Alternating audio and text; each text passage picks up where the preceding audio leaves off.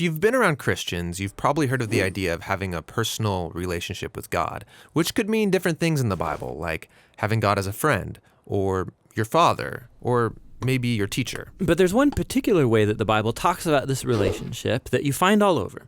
But strangely, we don't talk about it that much, and that's the idea of a partnership with God. A partnership like working alongside someone to accomplish a goal together. Right, and this is actually what you see at the beginning of the Bible. God creates this good world full of all of this potential. And then God appoints these unique creatures, humans, as his partners in bringing more and more goodness out of all that potential.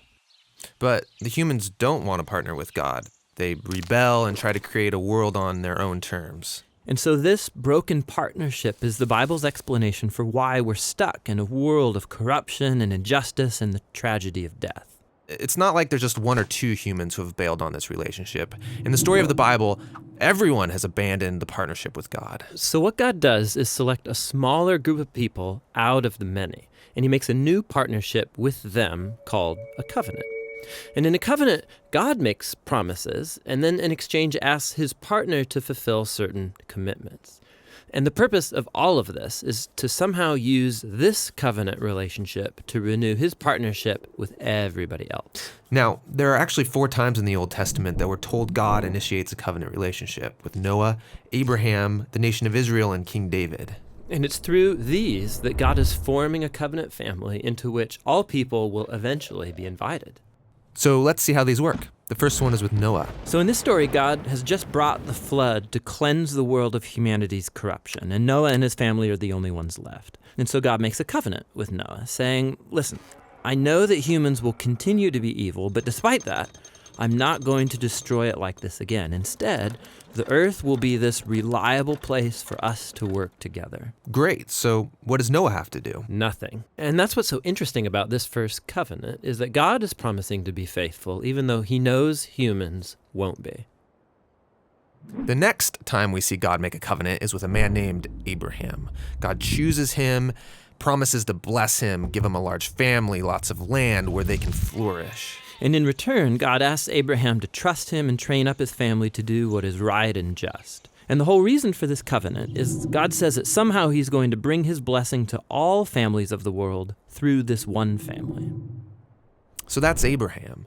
The next time we see God make a covenant is when Abraham's family grows into the tribe of Israel. And this covenant is with the whole tribe. God asks them to obey a set of laws, which are these guidelines for living well as a community of God's partners. And if they do this, then God promises to bless them and that they will become a people who then represent him to the rest of humanity. That's the covenant with Israel.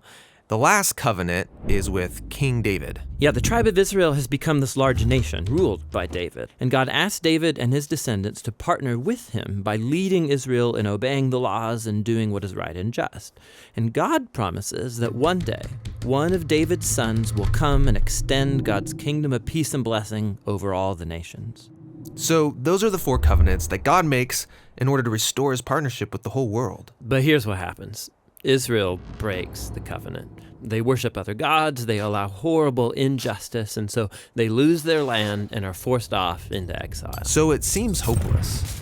But during this time, Israel's prophets talked about a day when God would restore these covenants in spite of Israel's failure, somehow. Yeah, they called it the New Covenant. And this is actually what's so interesting about Jesus, is that he's introduced into this story as the one who fulfills all of these covenant relationships. We're told that he's from the family of Abraham, and so he will bring the blessings of that family to the whole world. We're told that he's the faithful Israelite who was able to truly obey the law. And we're told that he's the king from the line of David, and so he goes about extending God's kingdom of justice and peace to all. And that's really remarkable for one guy. Yeah, and what it highlights is perhaps the most surprising claim of all made about this man, that Jesus is no mere human, but rather God become human. And God did this in order to be that faithful covenant partner that we are all made to be, but have failed to be. And so through Jesus, God has opened up a way for anyone to be in a renewed partnership with him. So Jesus calls people to follow him and become part of this new covenant family. And despite their failures, Jesus is committed to making them into partners who are becoming more and more faithful. The story of the Bible ends with a vision of a fully renewed world, full of goodness and peace. And there's this renewed humanity there, partnering together with God to expand the goodness of his creation. And so the end of the Bible story is really a new beginning.